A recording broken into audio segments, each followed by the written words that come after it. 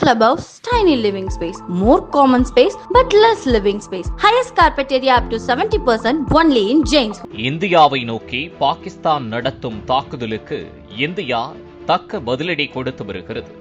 இந்த நிலையில் இந்தியா பாகிஸ்தான் இடையே பதற்றம் அதிகரித்து வரும் நிலையில் எல்லையில் நடத்தப்பட்ட ராணுவ நடவடிக்கைகள் குறித்து விரிவான விளக்கம் அளிக்கப்பட்டுள்ளது.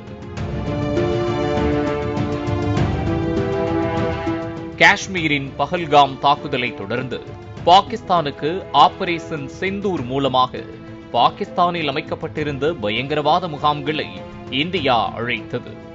இந்த தாக்குதலில் 100க்கும் மேலான பயங்கரவாதிகள் கொல்லப்பட்டதாக கூறப்படுகிறது.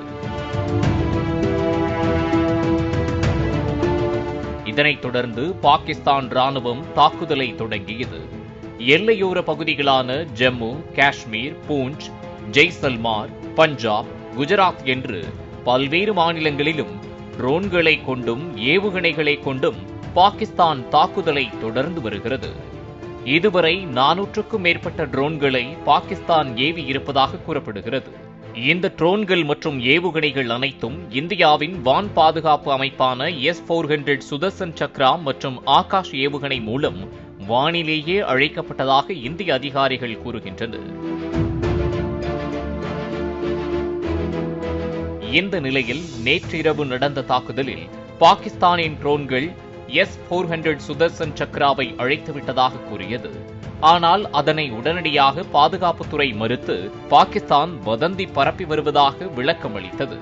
இந்த நிலையில் பாகிஸ்தானின் அத்துமீறல்கள் தொடர்பாக மத்திய வெளியுறவுத்துறை மற்றும் பாதுகாப்புத்துறை அதிகாரிகள் செய்தியாளர்களை சந்தித்தனர். எல்லையில் பாகிஸ்தான் தொடர்ந்து அத்துமீறி தாக்குதல் நடத்தி வருவதாகவும் இந்தியா தேவையான பதிலடி கொடுத்து வருவதாகவும் தெரிவிக்கப்பட்டது. இந்திய ராணுவத்துறை அதிகாரிகள் இந்தியாவில் 26 இடங்களை குறிவைத்து பாகிஸ்தான் தாக்குதல் நடத்த முயன்றது, பஞ்சாபில் அமைந்துள்ள ஏர் ஸ்பேஸை குறிவைத்தும் பாகிஸ்தான் தாக்குதல் நடத்த முயன்றது, பாலிஸ்டிக் ஏவுகணைகள் மூலம் இந்தியா பதிலடி கொடுத்தது, ஜம்முவில் அப்பாவி பொதுமக்களை குறிவைத்து பாகிஸ்தான் தாக்குதல் நடத்தி வருகிறது, மருத்துவ மையங்கள், பள்ளிகளை குறிவைத்தும் பாகிஸ்தான் தாக்குதல் நடத்தியுள்ளது.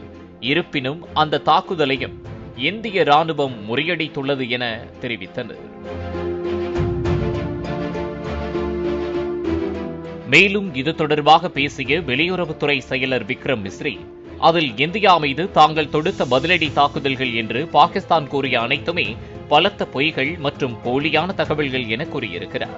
சிர்சா, ஜூரத் வான்தளம் அழிப்பு, ராணுவ தளவாடங்கள் அழிப்பு, உதம்பூரில் உள்ள S-400 அழிக்கப்பட்டது, இந்தியாவின் சைபர் கட்டமைப்புகள் அழிப்பு என பாகிஸ்தான் கூறுவது அனைத்துமே பொய் என்றும் S-400 வான் பாதுகாப்பு அமைப்பிற்கும் எந்த பாதிப்பும் ஏற்படவில்லை, இந்த பொய்கள் அனைத்தும் பாகிஸ்தான் அரசின் அமைப்புகளால் கட்டவிழ்த்து விடப்பட்டவை என தெரிவித்த விக்ரம் மிஸ்ரி, பாகிஸ்தான் முன்னெடுக்கும் இந்த தவறான தகவல்களை யாரும் பெரிதாக எடுத்துக்கொள்ள வேண்டாம் என கேட்டுக் கொண்டுள்ளார்.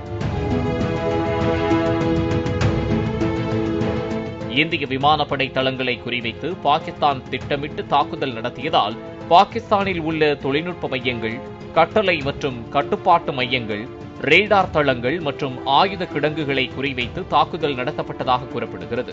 குறிப்பாக ரஃபீகி, முரீத், ஷக்லாலா, ரஹிம்யார் கான், ஷுக்கூர் மற்றும் சுனியன் ஆகிய இடங்களில் உள்ள பாகிஸ்தான் ராணுவ தளங்கள் மீது வான்வழி தாக்குதல், போர் விமானங்கள் மூலம் குறிவைத்து தாக்குதல் நடத்தப்பட்டது என கூறிய அதிகாரிகள், இந்த பதிலடி நடவடிக்கைகளும் ராணுவ சொத்துக்கள் மட்டுமே குறிவைக்கப்பட்டன என விளக்கம் அளிக்கப்பட்டுள்ளது. Big clubhouse, tiny living space, more common space but less living space. Highest carpet area up to 70% only in James.